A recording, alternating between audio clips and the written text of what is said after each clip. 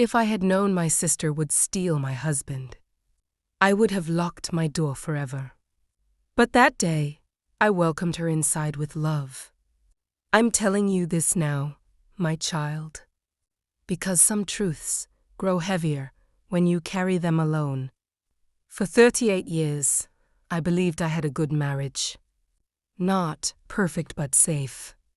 Thomas was a respected man, quiet, polite, the kind of husband people praised in front of you and envied behind your back.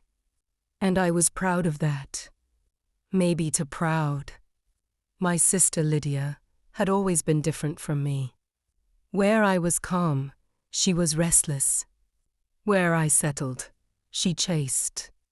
When her marriage collapsed, she had nowhere to go. No savings, no left.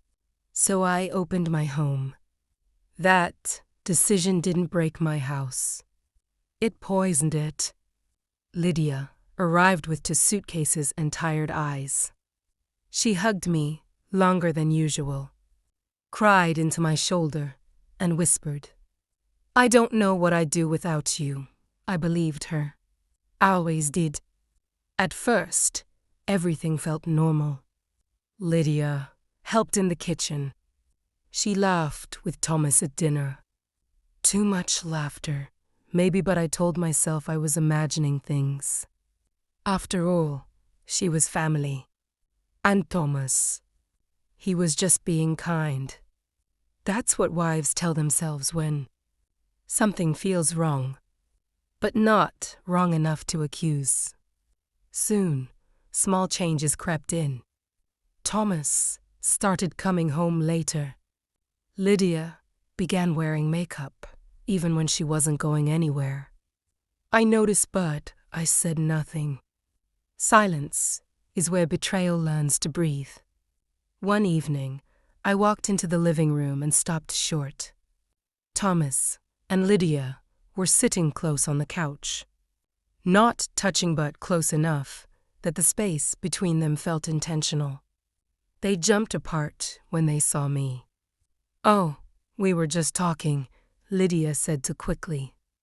Talking doesn't make a room feel heavy. But that room did. I began noticing things I had never noticed before. Lydia wearing perfume at night. Thomas smiling at his phone. My questions answered with gentleness that felt rehearsed. "You're tired," Thomas would say.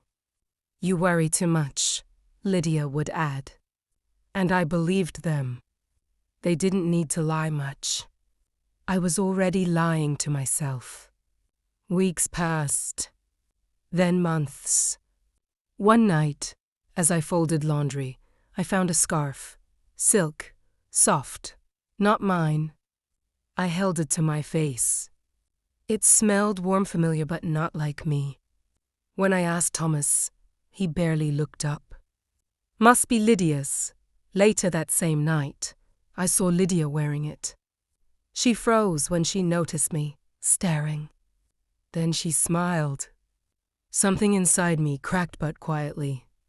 That smile told me more than words ever could. I wanted to confront them. I wanted to scream. But instead, I did what many women do when their world begins to shake. I waited. That night, I couldn't sleep. Around midnight, I heard Lydia's door creak open. Soft footsteps crossed the hallway. I held my breath. Then I heard whispering. Not from her room, but from downstairs. I stood in the dark, heart pounding, realizing my husband wasn't beside me. And my sister wasn't in her bed.